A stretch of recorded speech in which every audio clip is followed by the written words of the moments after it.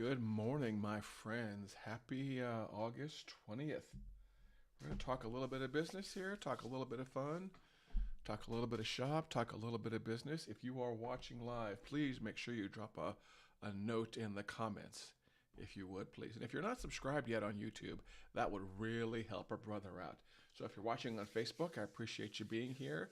But where I'd really like to see you is over on YouTube with a subscribe and all the good stuff that you do when you subscribe. You know, the subscribe, the like, the follow, the get notifications, all that stuff. So for you first time watchers, real quick, let's get through the intro. It's 9 o'clock. I am in U.S. Central Time. I run a marketing agency called Stop Doing Nothing Media here in Oklahoma City, Oklahoma. We are born and raised. I'd hate to say I was born and raised Oklahoman. I was born and raised in Southern California and then moved from the West Coast to the Midwest, where I've lived with my wife and my daughter ever since. And yeah, I'm a pretty good geek. Hey, Paul, brother, how you doing from Northern Ireland? What city in Northern Ireland? I do not know Northern Ireland that well, sir, but I appreciate the international watch for sure.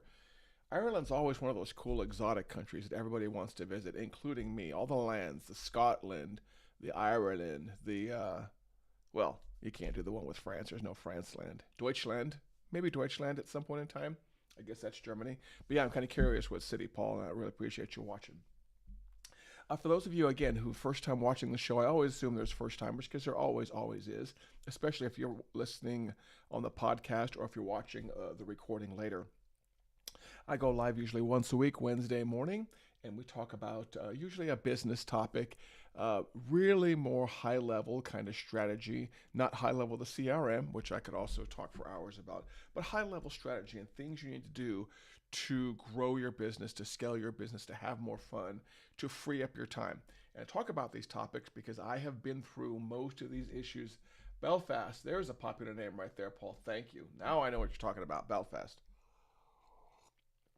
But I like to talk about topics that I know something about and topics that I have had in the past, I am currently having, or ones that I see in the future. And my goal with all these is to just kind of figure out the issues and let you know the solutions as I find them. But I also value your feedback. So today's topic is going to be about the importance of delegation while you're scaling, and also just kind of showing you how you cannot do everything yourself in your business, okay? Delegation is key. And this is one of those lessons that, again, took me way too long to learn the importance of just finding really smart people and having smart people do all the smart things for me while I focus on the smart Patrick things, okay? And yeah, we can go and get into it. Like again, like I said, if you're watching, like Paul, thanks again, Paul, for tuning in from Belfast. Drop a comment. Let me know your thoughts on the topic. Let me know any questions you have about scaling or ramping up or delegation or stuff like that. And again, this is something I have struggled with in the past, and it's almost it's a little bit of a struggle still, only because, and I'd like to hear if you're like this.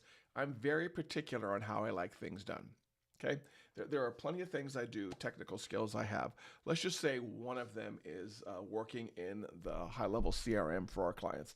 I love working in there. It's not the best use of my time. Okay, I know it's not the best use of my time. There are certain ways I like things done in that tool that I've learned over just decades and decades of making mistakes in other tools. So I know how I like a CRM setup. I know how I like AI to work. I know how I want automations to work. I know how I want all that stuff to work. And sometimes the idea of delegating that or giving that to someone else gives me a little bit of anxiety because nobody is going to build it the way I would build it, right? No one's going to type up documentation the way I would type it up, or build an automation, or build a form, or use AI, or write a prompt. Nobody would do it just like me. And in a perfect world with my ego, I would just hire 10 other Patricks to work for me. And they would all look like me and dress like me, and they would have my brain from that day going forward. What was that movie with Michael Keaton a while back? Was it Duplicity or something like that? Where he basically just replicated himself, but all the clones end up being either better than him or worse than him at something. That's what I want. I just want an army of Patricks to do everything the way Patrick would do it. I'm never going to get an army of Patricks, and even if I did get it, it's not something I would want. I don't want 10 Patricks. When I was making my notes for the show, one of the reasons I talked about why it's good to delegate is to find people that aren't like you, to find people to be contrarian with you, to find people to question your work, to find people that do things better than you. These are all here on my list in my show notes of good reasons to delegate. And we're going to go through these. Mmm. I love it when the coffee is still hot. That is amazing. And again, if you're watching, make sure you drop a comment down here. Multiplicity. Paul, oh goodness. Paul even knows that. Paul knows everything. Multiplicity. Thanks. Yeah. I think that was a movie from either the late 80s or the early 90s. I always thought that was a really good job. Not to mention, I think Andy McDowell's in that movie. And yes, I'm an Andy McDowell fan for sure. Okay, in my notes I hear, as someone who leads a company, you need time and space to think about big picture, to think about the 10,000 foot view, the 50,000 foot view. And you can't do that if you're a technician in your business. Now, I work in the world of tech and CRMs and marketing. So the tech in my business is, CRMs, marketing automation, form building, running ads, lead generation, lead nurturing, texting, email, social media. A lot of you that follow me and that you're in my community, you have the same kind of general field that I am. And I have done all those roles I've just mentioned. I've done social media posting. I've done blog and content creation. I've done video editing. I've done live streaming. I've proven that I can do all those things, and I'm halfway decent. I'm not a beginner at any of those things. However, me focusing on those things does not give me time to focus on scaling. So if I wake up beginning in January 2025, and I say, this year I want to be a $3 million business. I can't get to that $3 million. It would be very hard for me to get to that $3 million scheduling Facebook posts or scheduling X posts or spending time on Reddit. It's just something else I love to do. Reddit is my absolute favorite social media network. I have to worry about what kind of exposure do we have to get to fill our funnel with 1,000 qualified leads so that we can get 300 on the bottom of funnel, TOF, BOF. We've talked about that before, right? Top of funnel, bottom of funnel. What kind of things do I have to do to get those 1,000 or those 10,000 people to know that my company exists? And I have to sit there with a whiteboard or an iPad, whatever you want to do. Some kind of free-form creative advice where you can just do idea dump about how to do the big things in your business, hiring plans, compensation plans. What do you want to price your packages at? Are you going to sell stuff for, $100, $1,000, $10,000? You have to stop and think about that stuff. You can't, you can make this stuff off the top of your head, but it won't be very good. You need actual time away from your regular working environment to think about the big picture things you want to do in your business. How many employees do you want to have in a year? In 5 years? How can you get better at sales and marketing? How can you learn more yourself to basically run a better team? And you have systems for that. You have like the EOs and the EOSs, the entrepreneurial operating system, I believe, is that Dan, it's not Dan Kennedy. Again, a name is slipping me. That's another guy who wrote a book on traction. I believe the book is Traction. I just can't remember his first name. You know what? Let's ask ChatGPT. Who wrote the book Traction and runs EOS? Who needs a search engine anymore when you can have ChatGPT at your fingers? Oh wait, I must have been thinking about a different book. EOS and the book Traction was written by Gino Wickman. That's not who I thought it was by. I thought that book was by someone else. Huh. Interesting. Anyway, I've been in organizations that use EOS. EOS is a perfectly great system, and they have a huge annual conference. But you need to spend time thinking about the big things, because the big things are what turn into the projects and the tasks in your company. What's your content creation plan going to be for the next 12 months? My content creation plan is to try to get a short piece of content out daily, a blog post out daily, and a long form video like this out weekly. I do it from my lives, and then I can then take my lives and slice those up into the short form media. Okay, but these are the things I have to do to basically think about where I want my business to go. And you can try to do this stuff while you're in the weeds, but most of the time it doesn't work. Most of the time it doesn't work, and most of the time you are working until, I don't know, 9, 10, 11 o'clock at night. We've all been there. And switching your focus and delegating doesn't mean you're going to work less hours.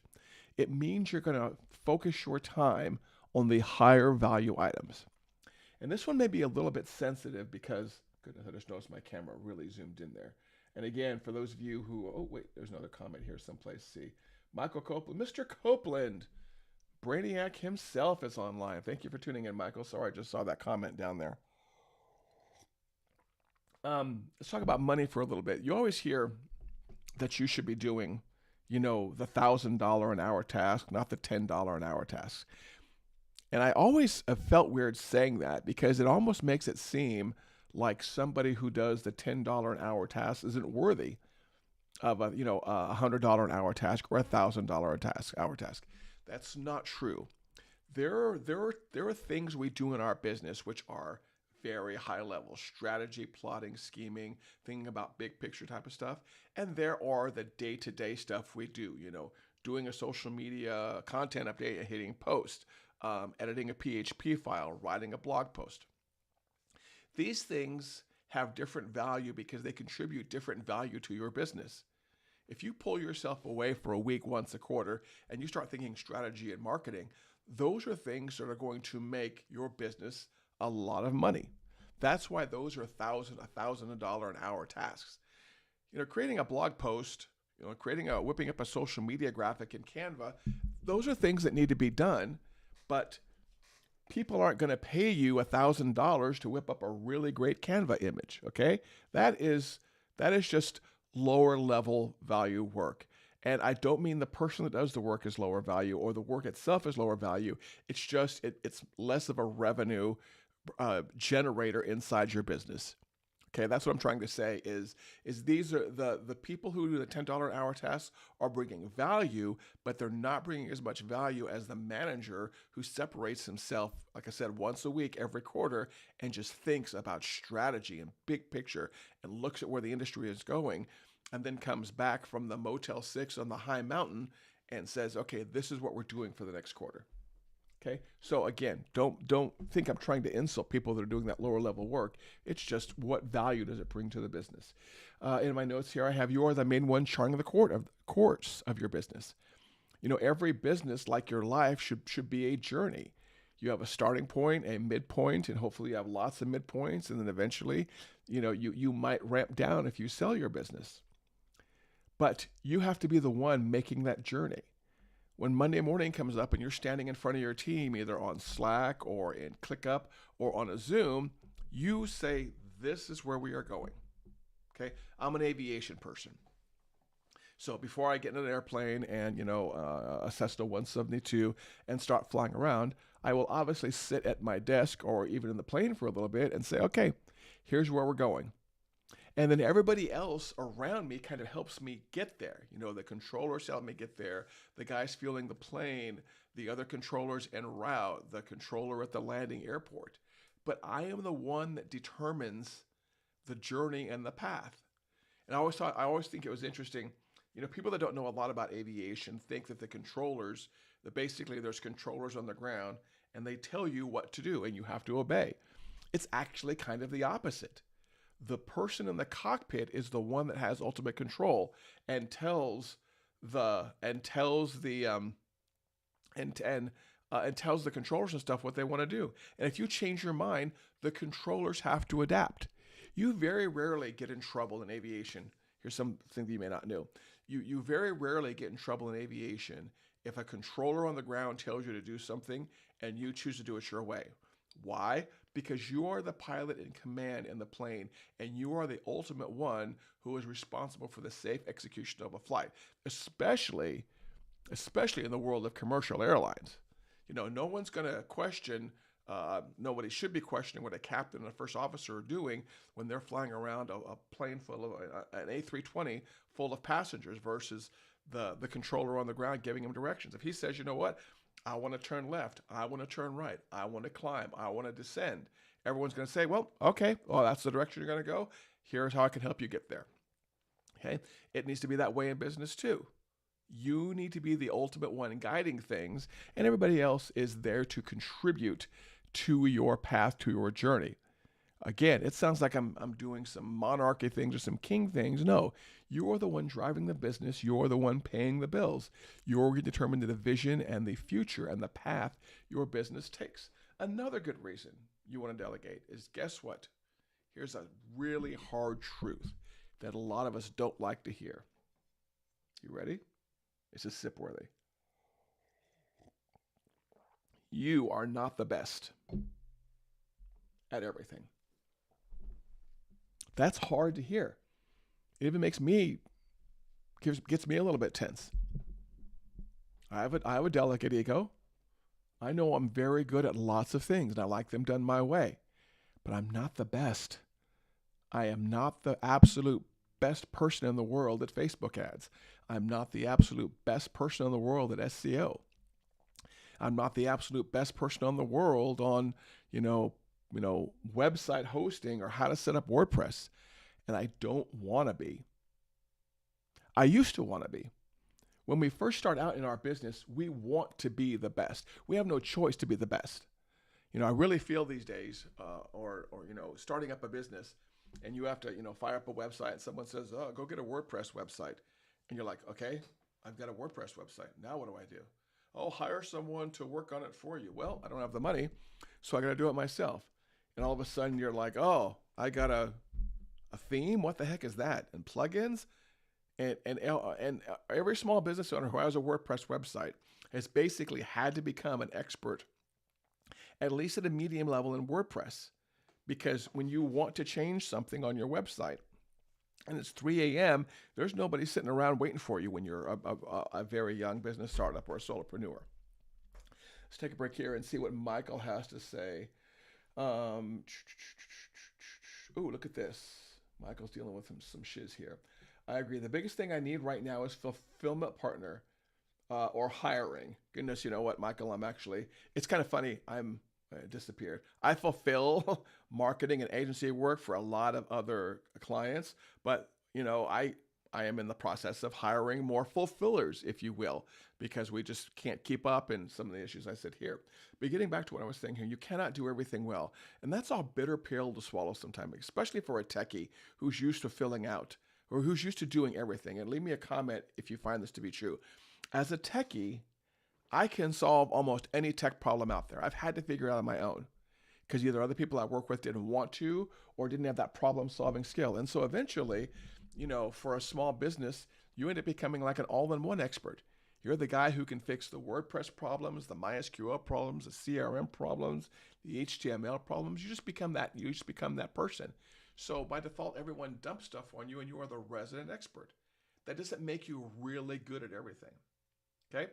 Even in the world of high level, I have a lot of street cred for those of you even here. Michael Copeland and Paul Reed and we all deal in the world of high level.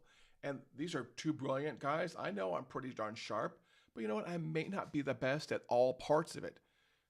Don't ask me to get involved in OAuth and API calls. Actually, API calls aren't too bad. And the OAuth stuff I'm learning, but I'm not the best. And that's a hard pill to swallow. There are better people out there than you, and there are better people out there that will do the work cheaper than you and faster than you. Remember, if you're ever having a problem trying to figure out why you should scale or what you should charge or deal with this, give yourself an hourly rate. This is something I did to myself a while back. Give yourself an hourly rate and compare the work you're doing to the work you should be doing and to what is the value of that work versus what your value is.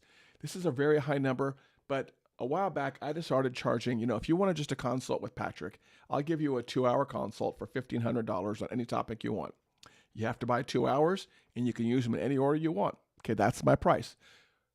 If you just very easily do the math, that makes my hourly rate $750 an hour. Now, I don't get a lot of those consults. We have a lot of people on retainer because we do monthly marketing management for them.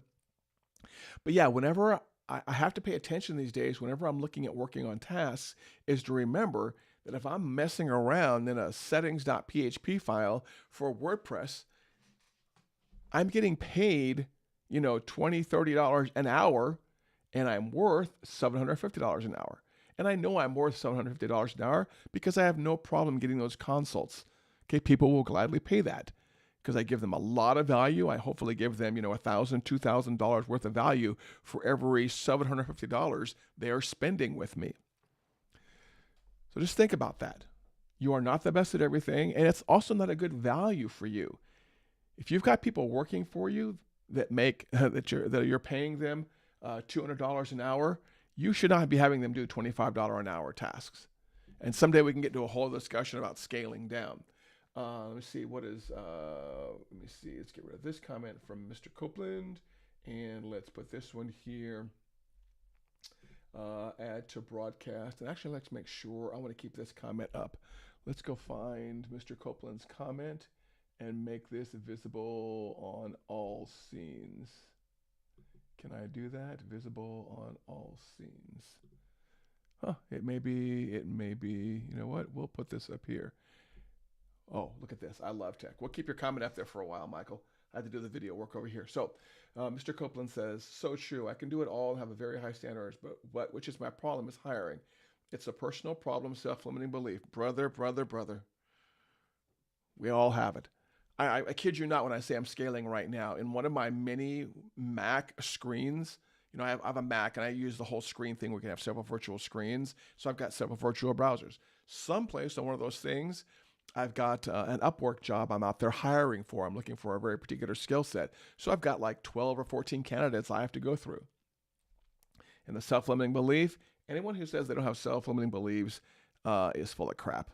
So thank you, Michael, for admitting that, sir. That's even a hard thing to admit sometimes. Okay, let's keep on going so we can get you down to about 9:35 and then let you get back to your regular day. There are smarter people than you. Not only are there smarter people with you, they will do higher quality work. If I'm trying to do everything, if I'm trying to do all 10 tasks in my business, I am going to not be that good at all 10. I'm probably going to suck at 8 of those, do 1 or 2 of those well, and the rest I'm going to suck at. But when you hire specialists, they will do better work. 100%. And leading into that, not only will they do better work, because they'll do better work and they'll be more efficient, you will be more profitable. Again, remember, you are worth a certain amount of money. If you are doing lower value work, lower value tech grunt keyboard work, it's not hard to do the math and see that you are more profitable if you give that work to somebody else. You have a cheaper expense doing that work, and you are working on the $100 an hour work or the $500 hour work or the $1,000 an hour work, okay? But pay attention to what Michael said here. That self-limiting belief is an actual thing. And we all have it. Anyone says they don't is lying. And the last reason in this section, I've got multiple sections here. Fresh perspectives. I always like it. I'll give you a very good example here. And she may or may not be watching. I have my project manager, Crystal, who's in Canada. I encourage Crystal as much as possible to question my work and debate with me on why we're doing certain things. Because I've matured to the point where I realize I don't want yes people working for me. I want someone to say, hey, Patrick, that's a bad idea. Here's a better idea. But I can't do that if I'm working in a vacuum trying to do everything. If I hire, let's say I hire a WordPress lady and she's really good at it, and I try to get into the weeds of the work that should be done and say, I want you to go here and do this, this, and this. Hopefully, I was able to hire someone to come back to me and say, no, you don't want to do that. Tell me your end goal, Patrick. I will work on getting you the end goal, and we'll do it the best way and the most efficient way possible. That's what I tell my clients. And that's what my clients tell their clients. Okay? So make sure you hire people that are willing to dispute you and debate you and keep you in check on the work that you're doing. Okay, what should you be doing? I'm speaking to those of you who are solopreneurs, who are startup entrepreneurs, that you're like, Patrick, I shouldn't be doing this. I shouldn't be doing this. I would like to hear some comments, Michael and Paul, if you're still watching, whoever else is watching, some comments on the kind of things you should be doing as somebody who's at the top of your work food chain. I have some ideas. Here are the ones that I want to be doing that I wrote down in my notes, okay? Content. I actually like doing what I'm doing right now, and I'm halfway decent at it. I like being on camera. Specifically video content. Let's say video content, okay? Not everybody wants to be on video like I am. So video content, I'm even going to update my own notes here to say video content. I am the face of my company. And people that work for me actually don't want to be on camera. So this is something I should be doing. Even if we're blogging, I should be making a video to go along with the blog posts. Okay? So video content, and when you're the face of the company, that's something that you should 100% be doing. Marketing and sales planning, and getting involved in the actual marketing and sales.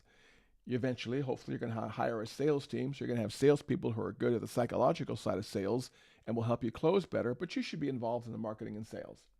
Customer satisfaction is something else here I listed that you should be working on. When you first get involved with bringing on new clients, you want to make them know that if there's ever an issue and you're not around, they can come to you. Or if you are having clients who are having issues, you want to be personally involved with that. One of the delegation things I'm finding challenging is for me to set up client status calls and to not be on them, to just trust Crystal with them. I 100% trust Crystal, but I just still want to be involved because those are customer sat calls and usually strategy calls. So I want to be on those. But I also want to be able to get off of a call like that and then discuss with someone, hey, this is the results of the call. Now go execute it. Go make it happen. That's what I'm shooting for these days. So customer sat, long-term planning. I wrote down planning for the next month, quarter, and year. When you woke up today and when you woke up Monday morning, depending on who you are, you may have only been working on the short-sighted view. Meaning, hey, Paul, watch the replay, man. I appreciate you tuning in from Belfast, Ireland. And it's always good for my ego to know that we're international, dude. What was I going to say? Goodness gracious, what was I talking about? Oh, when you woke up Monday morning, when you woke up today, you may have only been thinking about what do I have to do over the next few hours? Or what do I have to do over the next few days, okay? Those are things that probably your project manager should be focusing on. You to a point, but your project manager should be focusing on things. Your job is to worry about what are we going to do for the next 30 days. Where do I want to be on August 20th? Where do I want to be September 1st? So you want to be thinking about that. Think about the quarter. We are in month 8 here, so September's coming around. So September is coming around. So at the end of September, that'd be another quarter. So your job is to think, what do I want to accomplish this quarter?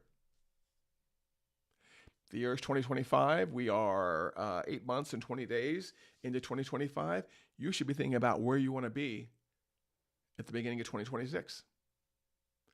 You should not be worrying about what you're going to do today because you figured out what you were going to do today a month or a week ago, okay? You should not be waking up every morning fretting, what am I doing today? You already built the vision, so leave other people to execute it. You get involved in the execution a little bit, but if you wake up every Monday trying to figure out what am I going to do this week, you're doing it wrong. Quick pro tip here, spend Thursday and Friday. Spend some time Thursday and or Friday of every week planning the next week. If you're having a problem thinking long term, take the end of a week, take the last half of Friday, hell, take the last hour of Friday and think about what you're going to do the next 7 days. Okay?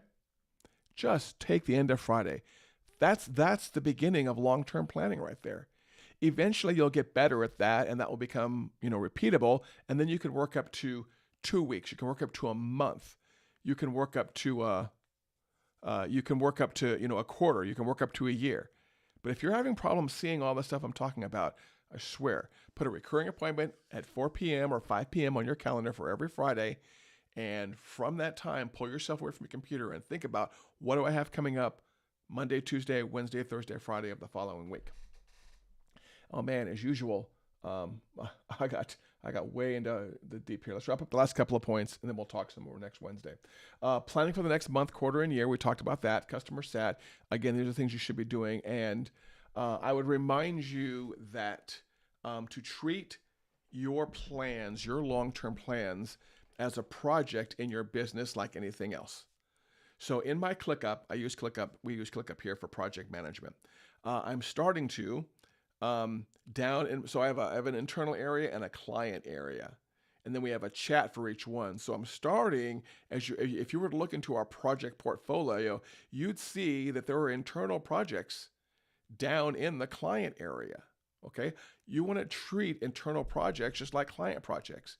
You want to make the plan, you want to delegate, and you want to get status reports on your internal stuff. And your job should be manage those internal projects. So you can use a project manager to manage those and your client projects, but you should be definitely involved in planning the internal projects that are going to affect the sales, the marketing, the pipeline.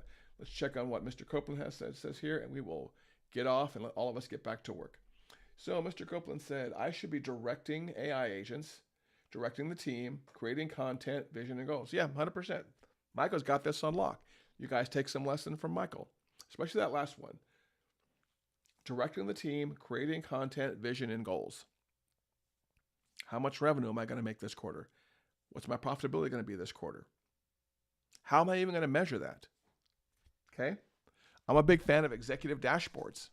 I love creating dashboards. I love creating a dashboard that my client can wake up to, look at on their phone in 5 minutes and say, oh, bam, that's where we are. I've got some green, I've got some red I got to work on. Other than that, we're in good shape. You should be able to, and if you're in the service business like I am, you should be able to very easily and quickly give your clients a status report on how things are going. And if not, work on that. Man, as usual, I get deep into a topic and I could talk for another 2 hours on this. But those are my notes for now. Maybe next week I'll do a part 2. If you haven't done so, do me a favor as we wrap up here. If you found this content valuable, number one, of course, like and subscribe on YouTube. Share the video afterwards with your community, whatever it is. If you ever want to do an interview to get content for your community and my community, let me know. I'd be up for that. But also put this on your calendar, Wednesday, 9 a.m. Central. That's when I plan to go live every single week. It used to be 3 times a week, and then I realized I can get a lot more content, and it's much better for you if I do it once a week, Wednesday at 9 a.m. So what's your goal today? What are you going to walk away from this from? You're going to walk away from this remembering that you cannot do everything in your business. You are not the smartest at every single thing that your business needs to grow and scale. You are not the smartest at everything your client needs to grow and scale. You are decent, and you are a good solution provider, but you want to hire people smarter than you to help you do better and to free you up to give you time to work on, like Michael said here, creating content, vision, and goals. Those vision and goals are the really important ones. Sometimes we forget about those when we're in the weeds. When you're up at 2 o'clock in the morning and your PHP site is down because there's a missing question mark someplace in a 2000 line PHP file, it's really hard to think about vision and goals. Okay? All you want to do then is scream. And I've done my share of screaming at 2 o'clock in the morning. But free yourself up. Delegate. Learn how to delegate. That's maybe something else that you need a lesson on, is learning how to delegate. Okay? Don't ask me. I'm not the expert on how to delegate. But learn to ask other people and learn to hire. Okay? Hope this has been useful for you. As always, please make sure you subscribe at youtube.com/Patrick Allman. What are we going to part with today? We're going to part with the wrap. How about that? Let's part with the wrap. For those of you who haven't seen the Patrick wrap, let me find that scene here for you. And here we go. So I'm going to play the wrap, and then we're going to sign off for the day. You have a great, great day, and enjoy. For Patrick.